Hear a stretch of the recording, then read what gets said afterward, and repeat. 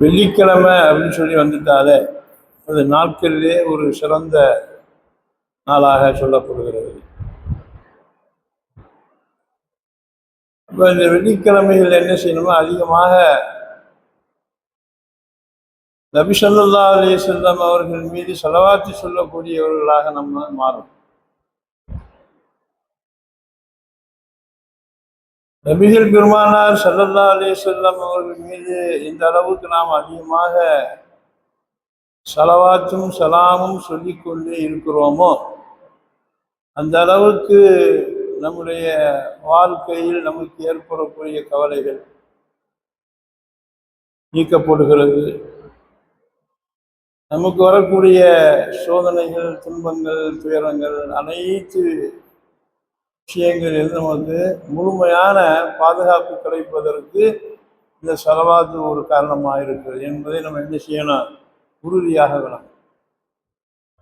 இதுதான் நல்ல அமல்கள், அதெல்லாம் சேரும்.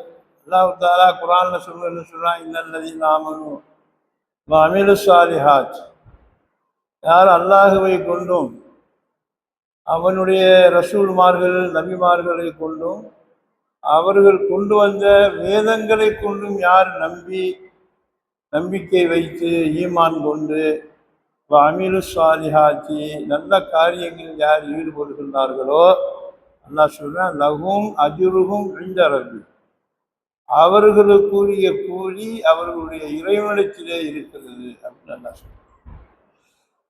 ஆக எப்படி நாம் தொழுவது நம் மீது கடமையாக ஆக்கப்பட்டிருக்கிறதோ அதே போன்று ஸல்லல்லாஹு அலைஹி வஸல்லம் அவர்கள் மீது ஸலவாத்து சொல்லி கொண்டே இருப்பது நம்முடைய கடமை. ஒரு சந்தர்ப்பத்தில் ஸல்லல்லாஹு அலைஹி வஸல்லம் அவர்கள் பள்ளியிலே அமர்ந்திருக்கும் போது ஒரு வாலிபர் வந்தார். வந்தோன்னு என்ன செஞ்சாங்க, அந்த வாலிபரை கூப்பிட்டு என்ன செஞ்சாங்க, தன்னுடைய பக்கத்துல உட்கார வச்சுக்கிட்டாங்க.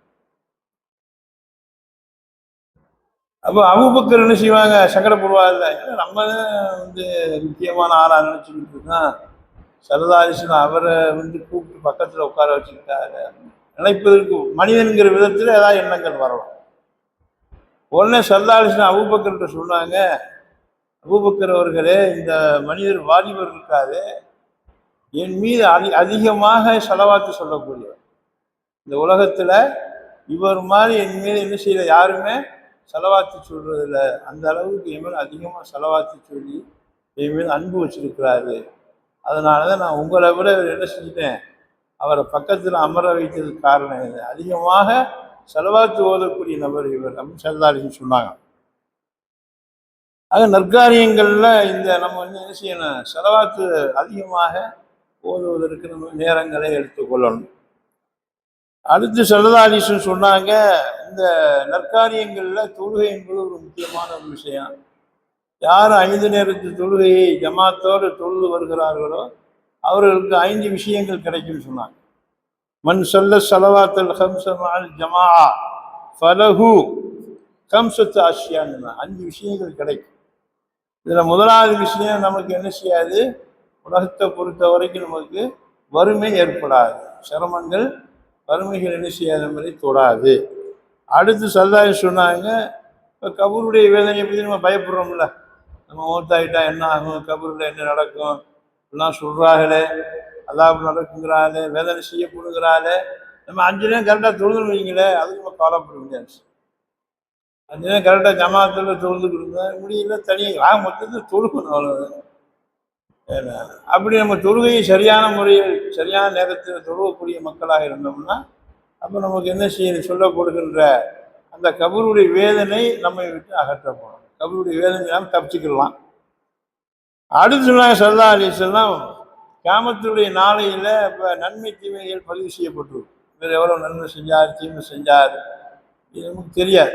அப்போ இவர் சொர்க்கத்துக்கு போகிறதுக்குள்ள அடையாளம் என்னன்னா, வலது கையில் வாங்கணும், நம்ம வலது கையில் கொடுத்துட்டா நம்ம என்ன செஞ்சுவோம், வெற்றி ஆயிடுவோம் அப்படின்னு சொல்லப்படுகிறது. அடுத்து நமக்கு கிடைக்கக்கூடிய ஒரு விஷயம் என்னன்னா, 4வது விஷயம், அந்த கியாமத்துடைய நாளில் டக்குன்னு சொர்க்கத்துக்கு போயிட முடியாது, அதுக்கு சோதனை இது இருக்கு. அதை என்ன செய்யணும்னு கேட்டால், அந்த பாலத்தை கடந்தாங்க. அப்போ அந்த பாலத்தை நம்ம என்ன செஞ்சிடுவோம், வெகு விரைவில் அல்லாஹ் நம்மளை கடக்க வச்சுருவான். 5வது விஷயம், அங்கே நிறைய செக் போஸ்ட் இருக்கு. என்ன விசாரணை பண்ணி தான் என்ன செய்வாங்க, சொர்க்கத்துக்கு அனுப்புவாங்க. அதனால எந்த விதமான தண்டனைக்கு உட்படுத்தாம விசாரணை இல்லாம ஒரு சொர்க்கத்துக்கு போயிட இவ்வளவு இவ்வளவு விஷயங்கள் இருக்கு. நல்ல காரியங்கள்ல அது ஒண்ணு.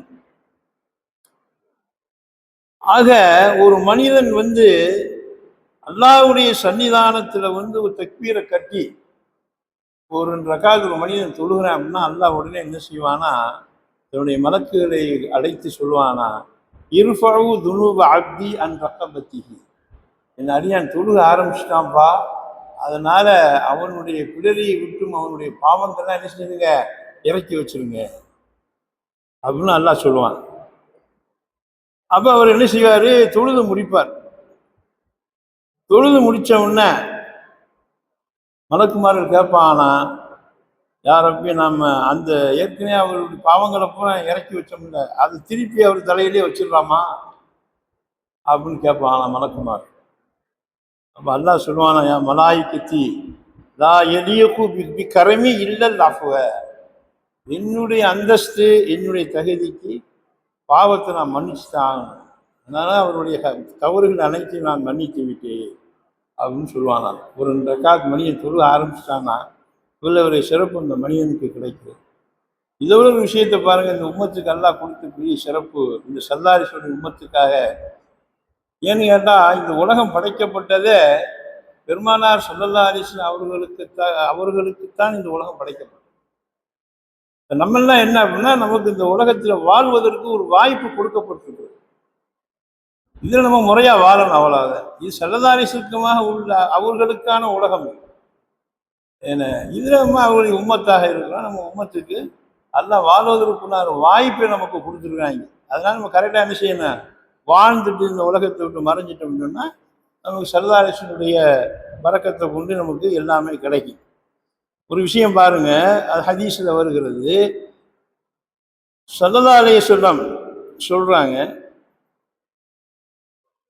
ஒரு ஜிப்ரீல் அலைஹிஸ்ஸலாத்தை அல்லாஹ் தஆலா அழகிய தோற்றத்துல படைச்சான்.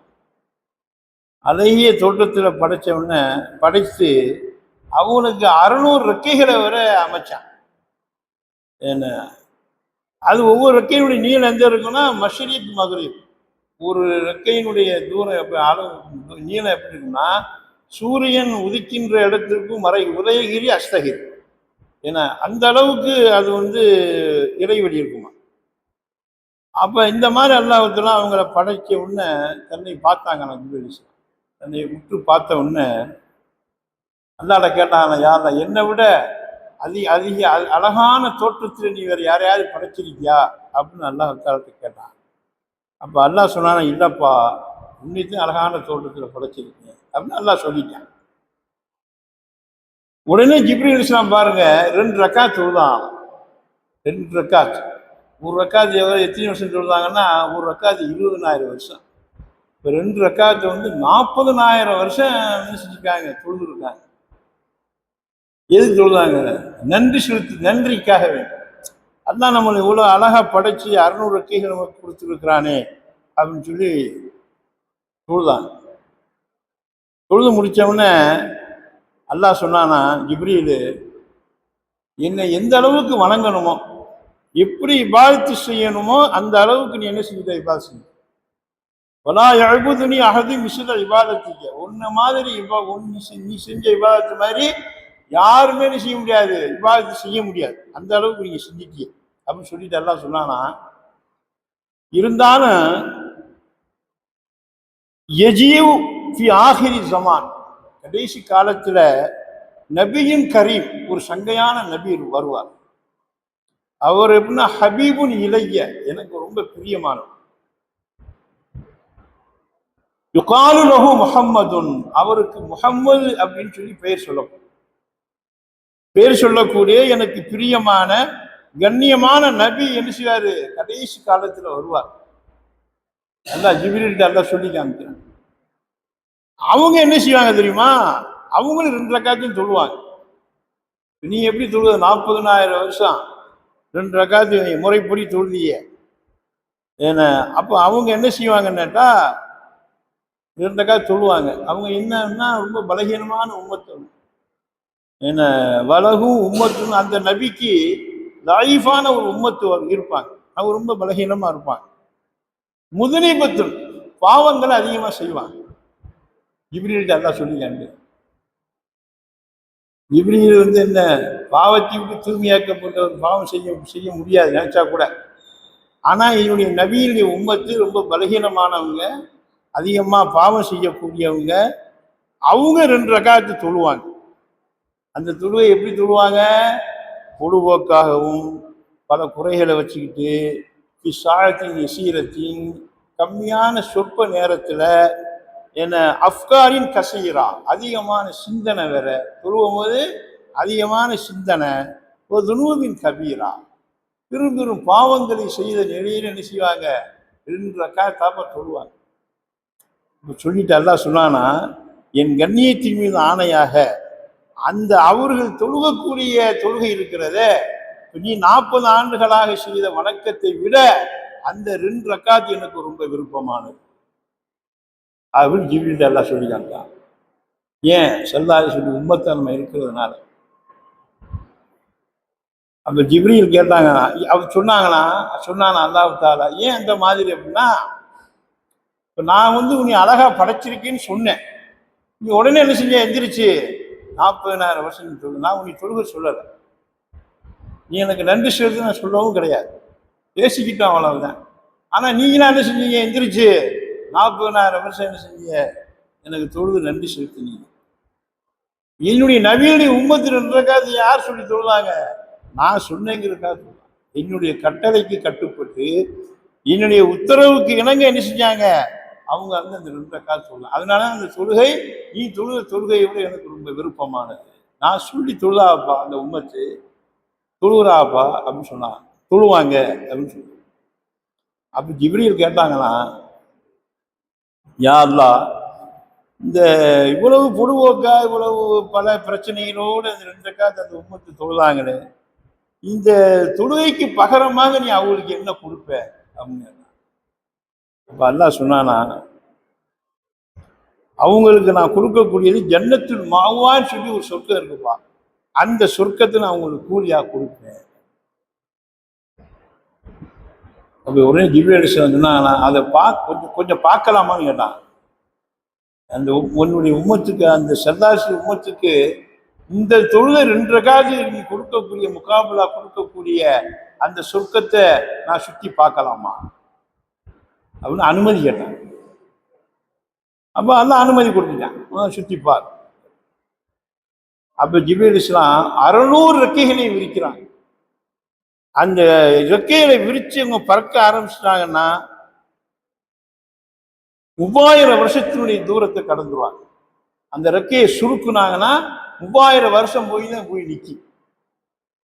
இப்படியே பறந்துக்கிட்டே இருக்காங்க. 300 ஆண்டுகள் அந்த சொர்க்கத்துக்குள்ள பறக்குறாங்க. இந்த 2 ரக்காத்து கிடைக்கக்கூடிய நமக்கு சன்மானத்தை பாருங்க, இந்த உம்மத்துக்கு அல்லாஹ் கொடுக்குறேன். அப்ப சுற்றி பார்க்குறாங்க, அவங்களால முடியலை. போய் ஒரு மரத்தினுடைய நிழல்ல போய் எல்லான்னு பார்த்துட்டாங்க. என்னடா செய்யுது ஒன்றும் புரியலையே. அப்போ சுஜூதுல அல்லாட்ட கேட்டாங்களா, யா அல்லாஹ் இந்த சொர்க்கத்தினுடைய பாதி அல்லது 3ல் ஒரு பங்கு 4ல் ஒரு பங்கை நான் கடந்திருப்பானான்னு கேட்டான். அப்போ அல்லாஹ் சொன்னானா, ஜிப்ரீலே உனக்கு இதே மாதிரி இன்னும் 1/2 ரெக்கையை கொடுத்து நீ பறந்தாலும், இன்னும் நீ 6000 ஆண்டுகள் நீ பறந்தாலும், நான் அந்த உம்மத்துக்கு கொடுக்கக்கூடிய இந்த சொர்க்கத்தில் 10ல் ஒரு பங்கை கூட நீ என்ன செய்ய முடியாது, சுற்றி பார்க்க முடியாது, அடைய முடியாது அப்படின்னு அல்லாஹ் ஜிப்ரீல்கிட்ட அல்லாஹ் சொல்லிட்டாங்க. இதுலேருந்து நமக்கு என்ன தெரியுது? கண்ணியத்துக்கு இஸ்லாம் எப்படியா இருக்கு. இப்போ நம்ம பொழுதுபோக்காக தொழுகக்கூடிய இந்த 2 ரக்காத்துக்கே இவ்வளவு நமக்கு சன்மானங்கள் கூலி கிடைக்குதுன்னு சொன்னால், ஓரளவு கவனத்தோடும் சிந்தனையோடும் மன உறுதியோடும் நம்ம நற்காரியங்களில் ஈடுபடுகின்ற பொழுது மறு உலகத்துக்காக வேண்டி, சல்லல்லாஹு வேண்டி, அல்லாஹ்வுக்காக வேண்டி நாம் நன்மையான காரியங்கள் நம்ம ஈடுபடும் போது என்ன அல்லாஹ் தஆலா என்ன செஞ்சினா, இந்த உலகத்தையும் மறு உலகத்தையும் நமக்கு சிறப்பாக ஆக்கி. ஆகவே கண்ணியத்திற்கு எப்படியார் சகோதரர்களே, நம்ம உலகத்தில் வாழுகின்ற இந்த குறுகிய இந்த சொற்ப காலத்தில் நம்ம என்ன செய்யணும், நம்ம சிந்தனை ஆகிரத்தின் பக்கம் கொண்டு போவோம், மறு உலகத்தின் பக்கம். நம்ம அந்த நம்பிக்கையின் அடிப்படையில் தான் நம்ம என்ன செஞ்சிருக்கோம், உருவாக்கப்பட்டு இங்கே அனுப்பப்பட்டிருக்கோம். அப்போ நம்ம அதை விட்டு நம்ம துனியாவே சதம், இந்த உலகமே நமக்கு நிரந்தரம் அப்படின்னு நம்ம நினச்சி போயிட்டோம்னா நம்ம டோட்டலாக என்ன செஞ்சிருவோம், நம்முடைய விஷயங்கள் நம்ம இழந்துடும். ஆகவே கண்ணியத்திற்குரிய சகோதரர் அல்லாஹ் சுப்ஹானஹு வ தஆலா நம்ம அனைவர்களையும் மறுமையினுடைய சிந்தனையோடு வாழக்கூடிய பாக்கியசாலிகளாக நல்லடியார்களுடைய கூட்டத்தில் அல்லாஹ் நம் அனைவர்களையும் சேர்த்து அருள்வான் துஆ செய்தவனாய் விடைபெறுகிறேன். அஸ்ஸலாமு அலைக்கும் வரஹ்மத்துல்லாஹி வபரகாத்துஹு.